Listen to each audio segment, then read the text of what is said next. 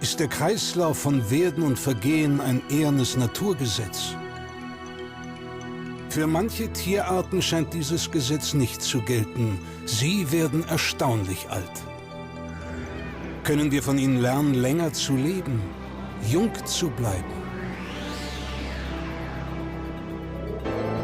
Oder gar den Tod zu überwinden?